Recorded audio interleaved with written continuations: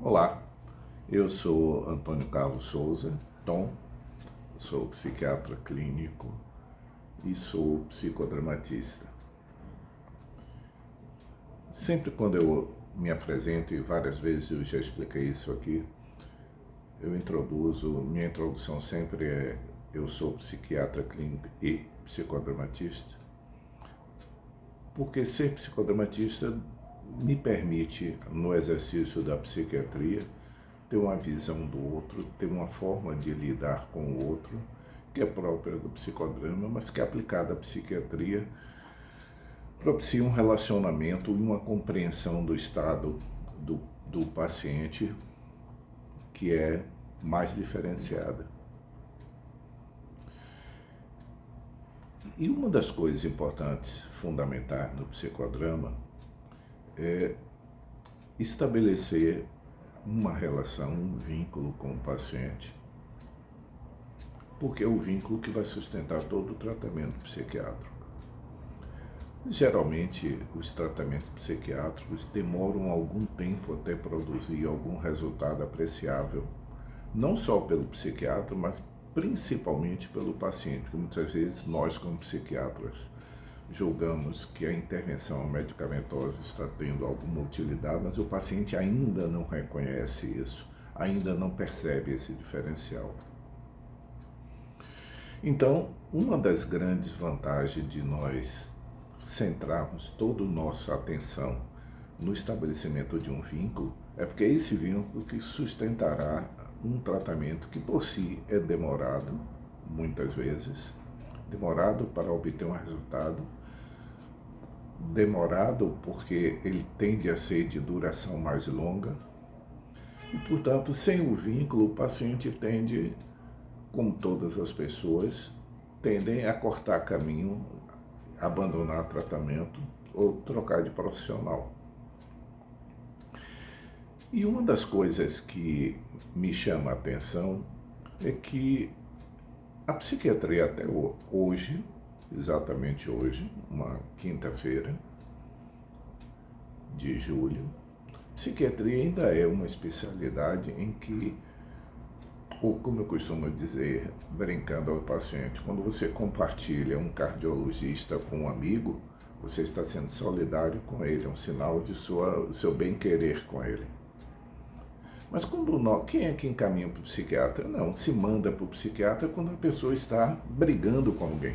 Então, ir a um psiquiatra é como antigamente na minha infância era uma ameaça, como ir ao dentista. Em minha infância, muitas ameaças eram: se você não parar, vou levar você para o dentista ou vou tomar injeção. Né? Eram umas ameaças comuns na infância. O que transformava a ida ao dentista num terror que era antecipatório. Saber-se que ia um dentista era terrível. De uma certa forma, os dentistas já mudaram muito. Hoje as crianças desde cedo buscam um dentista, porque o ambiente mudou. As pessoas já não usam mais esse aterrorizamento precoce, usando uma especialidade. Mas em psiquiatria isso ainda se mantém. Quando as pessoas se referem depreciativamente, pejorativamente com o outro, dizem: ele é maluco, ele precisa ir ao psiquiatra. Ou, de uma forma mais debochada: você já foi ao seu psiquiatra? Nunca mais foi à consulta ao psiquiatra? Está precisando ir a um psiquiatra. Então, o caminho de uma pessoa, de qualquer ser humano, até o psiquiatra, já vem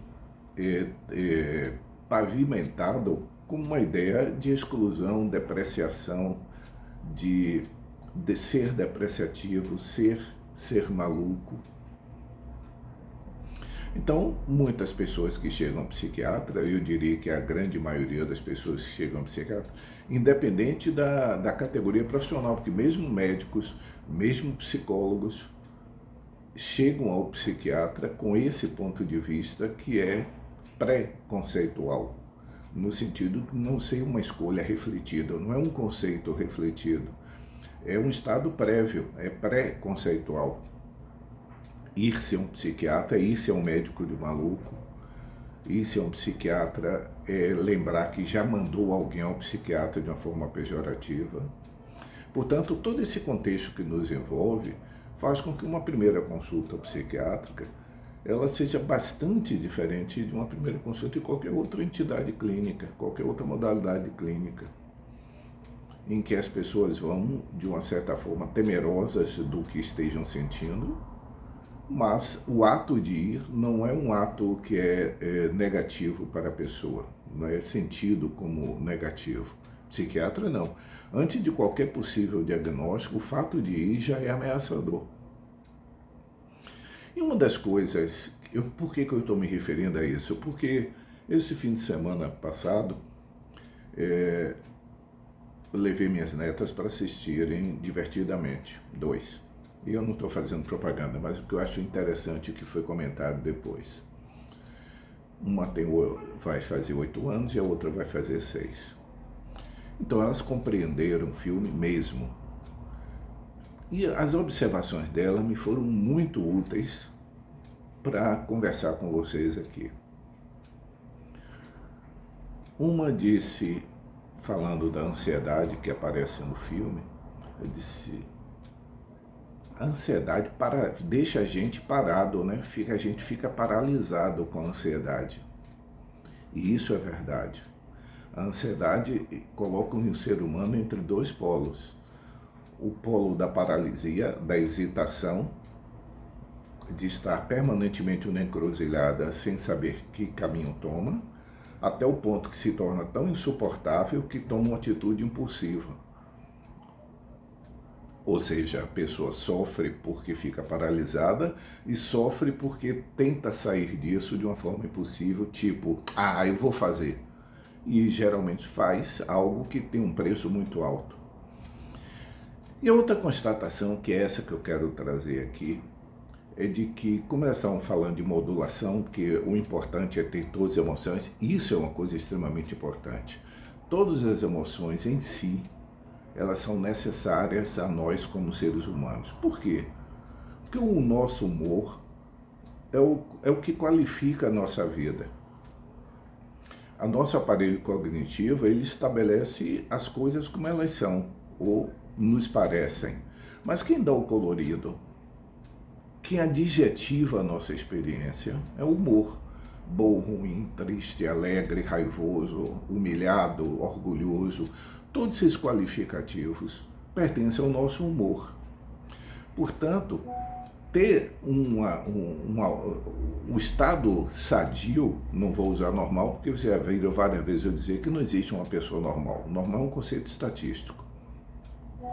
Mas o que seria uma pessoa sadia ou uma pessoa equilibrada? É uma pessoa que não tenha nenhuma emoção? Não.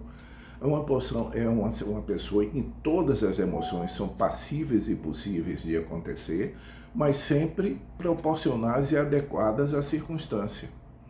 O que torna qualquer emoção, de uma certa forma, precisando de ajuda profissional e psiquiátrica, é a desproporcionalidade dela, é a inadequação dela ao contexto. Falando em termos psicodramáticos, é a resposta à cena, é a resposta àquela ação dramática que está fazendo, é a desproporcionalidade dela.